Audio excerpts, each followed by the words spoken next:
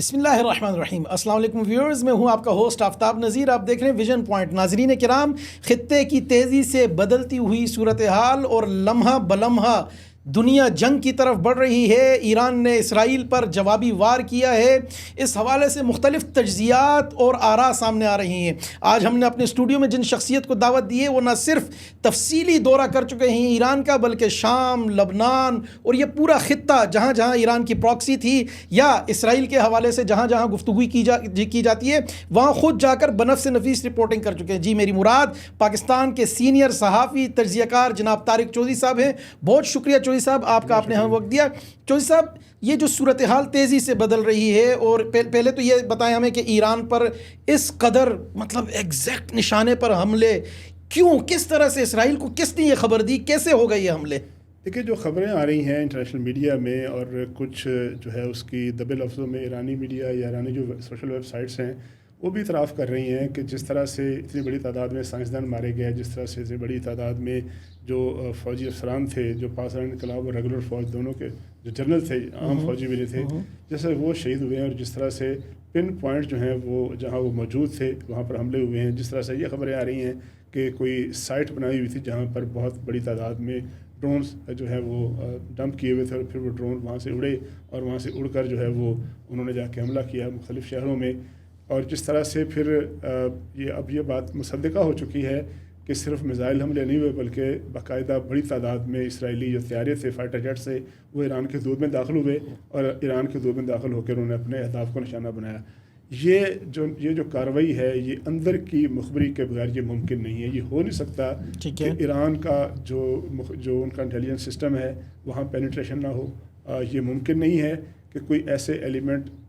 ایران میں موجود ہوں جس پر ایران بہت ٹرسٹ کرتا ہے. جو میری رائے میں انڈینز ہو سکتے ہیں، جو میری رائے میں جو راؤ کے آپریٹر موجود ہو سکتے ہیں، جہاں سے مخبری ہوئی ہے، جہاں سے اطلاعات دی ہیں، جہاں سے ایکوریٹ انفارمیشن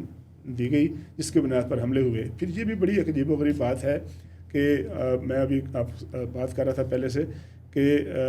جو ایران کے سابق صدر ہیں اس بات کی تصدیق کر چکے ہیں احمد نژاد صاحب. ان کا ایک انٹرویو انہوں نے کہا جی ہم نے چند سال پہلے 2 دفعہ صدر رہ چکے ہیں ایران کے، اور بڑے پاپولر صدر تھے. انہوں نے کہا جی ہم نے ایک دفعہ فیصلہ کیا کہ اسرائیل کا جو ہے پینیٹریشن ہے، جو جاسوسی، اس کو کاؤنٹر کرنے کے لیے ایک کاؤنٹر انٹیلیجنس سسٹم بنائے، اور بڑی ہم نے ایک فورس تخلیق کی. اور کچھ عرصے بعد پتہ چلا کہ اس فورس کے بہت بڑے اہم عہدیدار 80% جو اس کے جو اہلکار تھے وہ سارے کے سارے خود کمپرومائز تھے، خود کمپرومائز ہو چکے تھے. اب یہ ایران کو خود تحقیق کرنی چاہیے. ابھی تو دیکھیں نا ایک سنسنی خیز ابھی تھرتھلی مچی ہوئی ہے، لیکن جب تھوڑا سا صورتحال اسٹیبل ہو جائے گی، گرد بیٹھے گی، تو پھر اس کو دیکھنا ہے کہ اس کا کون سا یار ہے جو اس کو مار رہا ہے، وہ کون ہے جو اس کی پیٹھ میں خنجر گھونپ رہا ہے، وہ کون ہے جو کہ چابہار میں موجود ہے، وہ کون ہے جو شاہراہیں تعمیر کرنے کے نام پر، اور کون جو ہے وہ ترقیاتی کاموں کے نام پر، اور کون جو ہے آئی ٹی کے نام پر اس کے سسٹم میں بیٹھ چکا ہے، اس کی جڑوں میں بیٹھ چکا ہے، اور اس کی جڑوں میں بیٹھ کے پینیٹریشن کر رہا ہے. سب سے بڑا سوال جس کا جواب سب کے پاس ہے وہ یہ ہے چودھری صاحب، یہ تو سارے اشارے ہندوستان کی دلی کی طرف جا رہے ہیں. یہ بات بالکل درست ہے کہ اسرائیل اور ایران ایک دوسرے کے بدترین دشمن ہیں، ٹھیک ہے، اس میں تو کوئی شک نہیں ہے. لیکن یہ بھی اپنی جگہ پر حقیقت ہے کہ اسرائیل اور انڈیا اپنے بہترین دوست ہیں. جی کیا یہ حقیقت ہے یا نہیں؟ انٹیلیجنس شیئرنگ سب سے پہلا حملے کے دن کے بعد سب سے پہلا ٹیلی فون کال جو ہے نریندر مودی کو نیتن یاہو نے کی، اور اس کو کہا کہ جی ہم نے بریف کیا، یعنی امریکہ کے صدر کو نہیں کیا انہوں نے، بلکہ میں نے تو آپ کی ٹویٹ بھی دیکھی، آپ نے وہ مودی صاحب کا انہوں نے کہا جی کہ ہمیں بریف کیا. انہوں نے مودی صاحب کا اپنا ٹویٹ ہے نا، یہ میرا ٹویٹ تو نہیں ہے نا، جی آپ نے کریٹ بھی نہیں کیا. تو یہ اچھا، دوسری بات اس میں بھی کوئی شک نہیں ہے کہ اگر بیسٹ فرینڈ نہیں ہے ایران کا انڈیا تو اچھا دوست ضرور ہے، جس سے ہمیشہ اچھے تعلقات رہے ہیں. جس دن ہم پر حملہ ہوا تھا 6 اور 7 مئی کی شام کو، 7 مئی کو عراقچی صاحب جو ایران کے وزیر خارجہ ہیں اور جو انڈیا کے وزیر خارجہ ہیں جناب جے شنکر صاحب، ان کی ملاقات ہوئی، ان کی تصویریں جاری ہوئیں، انہوں نے ایگریمنٹ سائن کیے. تو ضرور کوئی نہ کوئی ایسا ہے جس کو اعتماد کا ایران کا اعتماد حاصل ہے، اور اس اعتماد کو ٹھیس پہنچاتے ہوئے، اس اعتماد کو مجروح کرتے ہوئے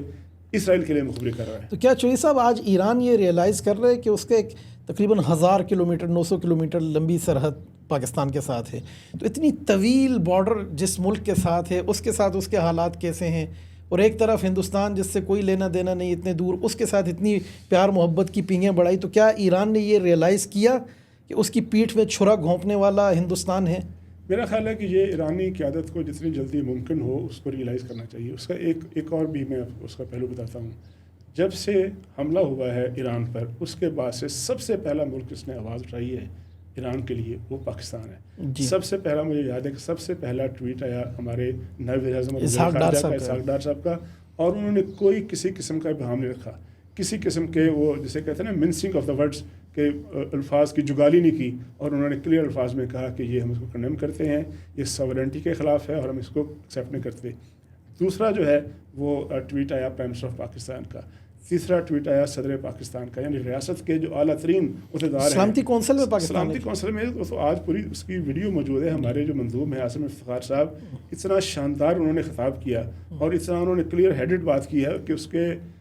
جواب میں پھر اب ایرانی جو ہمارے جو کاؤنٹر پارٹس ہیں, جو رسپیکٹیبل ہمارے ایرانی برادرز ہیں, وہ اس کو مان رہے ہیں اور اس کو تسلیم کر رہے ہیں. عرض کرنے کا مقصد یہ ہے کہ پاکستان کی ریاست کے تمام جو پلرز ہیں انہوں نے اس اسرائیلی جو جارحیت ہے اس کو کلیئر کٹ اس کو کنڈیم کیا, سپورٹ کا اعلان کیا اور اسے ایرانی ساورنٹی, ٹیریٹوریل ساورنٹی کے خلاف قرار دیا. ایک طرف یہ ہے, اور دوسری طرف وہ انڈیا ہے جس کو فون کر کے اسرائیل جو ہے وہ اسے شاباش دے رہا ہے یا لے رہا ہے, اور اس کی طرف سے ابھی تک میں نے تو نہیں دیکھا کہ انڈیا نے کوئی بڑی واضح بات کی ہو. ابھی تک خاموشی ہے. حالانکہ ویسے تو ہر موقع پہ انڈیا بہت دوڑ کے جو آگے آتا ہے. تو بنیادی سوال یہ تھا کہ اب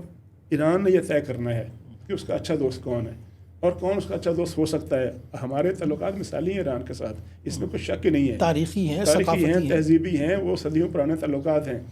اس خطے میں پاکستان میں لاکھوں لوگ ایسے رہتے ہیں گزشتہ 600 سال سے 700 سال سے جن کے آباء و اجداد ایران سے ہجرت کر کے. ذوالفقار علی بھٹو صاحب, جی شک نہیں ہے. لیکن اب ایران کو جو آپ نے کہا کہ 600-700 کلومیٹر ہمارا بارڈر ہے, تو اس کو دیکھنا یہ ہے کہ ہمسایہ, قریبی ترین ہمسایہ جو ہے اس سے تعلقات رکھنا یا زیادہ اچھے تعلقات رکھنا, وہ زیادہ ثبوت مند ہے, یا وہ ملک جو ہے جس نے جو جہاں گیا جس نے تقریب کاری, جو اگر بنگلہ دیش میں گیا تو وہاں اس نے تقریب کاری کی, سری لنکا میں گیا تو وہاں تقریب کاری کی اس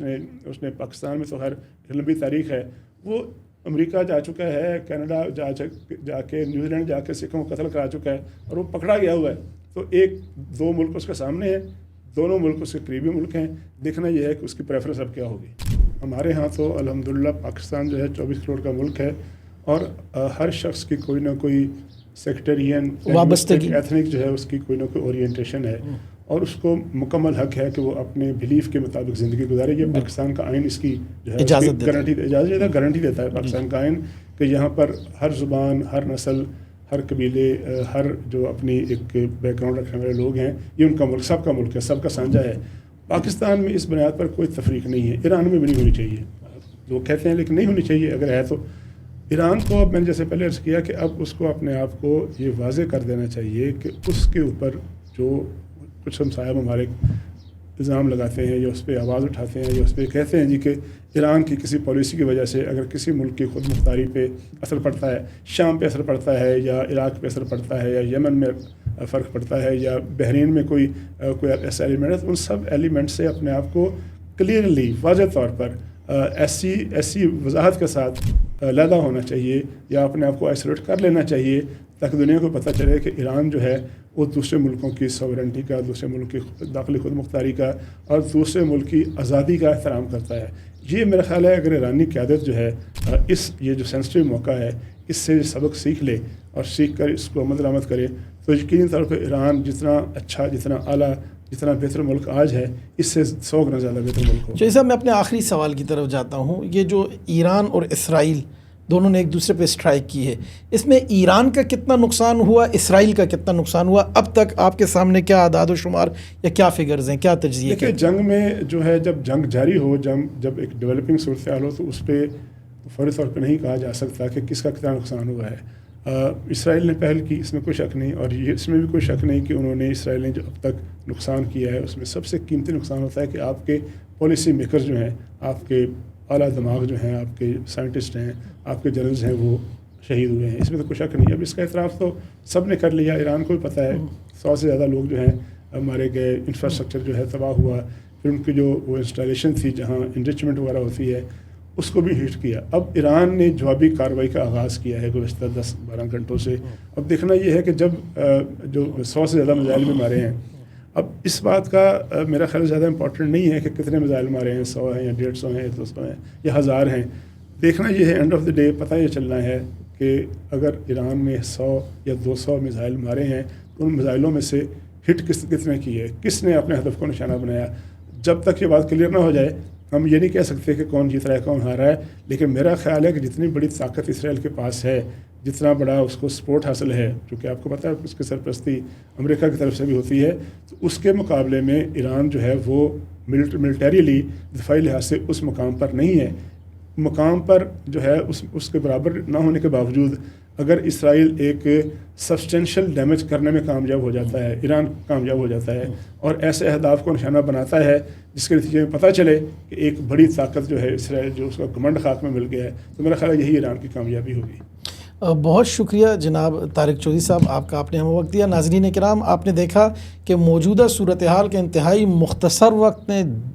وقت میں جامع اور مدلل انداز سے طارق چودھری صاحب نے بتلایا کہ کیا کچھ ہوا، کیا ہونے جا رہا ہے اور ہمسایہ برادر ملک کو کیا کرنا چاہیے، اور جن پر اعتبار کیا انہوں نے اس کے ساتھ نہ صرف جفا کی بلکہ آخری خبریں جو ہمارے پاس آئی ہیں وہ یہ ہیں کہ 73 جواسیس، جی ہاں ہندوستانی 73 جاسوس IRGC پاسداران انقلاب نے گرفتار کر دیے ہیں. مزید خبروں اور تجزیوں کے لیے ہمارے ساتھ جڑے رہیے، دیکھتے رہیے ویژن پوائنٹ.